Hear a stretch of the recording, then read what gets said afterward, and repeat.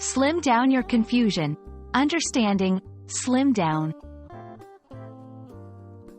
Hello, English explorers. Today, we're going to tackle a phrase that you might have heard in conversations about health and fitness, but it also pops up in other contexts. We're diving into the meaning of slim down. Whether you're a beginner or an advanced learner, understanding these types of phrases is key to sounding like a native speaker. So let's slim down our doubts about this expression.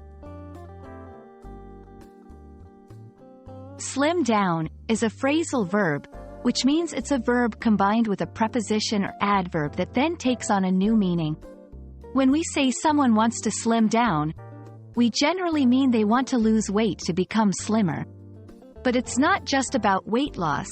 Slimming down can also refer to reducing the size, amount, or number of things. For example, a company might slim down its workforce or product line. Now let's see how to use slim down in different sentences.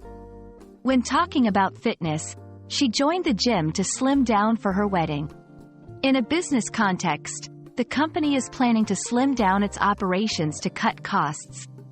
Discussing clothing, I need to slim down a bit for these jeans to fit comfortably. Notice that when you use slim down, it's typically followed by a reference to what is being reduced in size or number. One common mistake learners make is confusing slim down with simply slim. While slim is an adjective describing someone or something that is already slender, slim down is the process of becoming slim. Another mistake is using it in the wrong context, such as for non-physical things without clarifying what is being reduced, which can lead to confusion.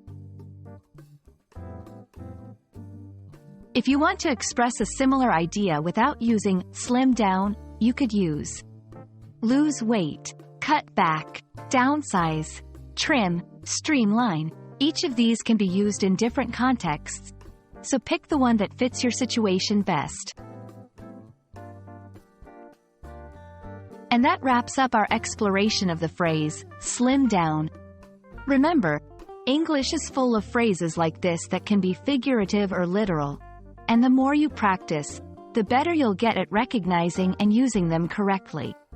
Keep working at it, and soon you'll have slimmed down any confusion you may have had. Until our next lesson, keep learning and stay curious.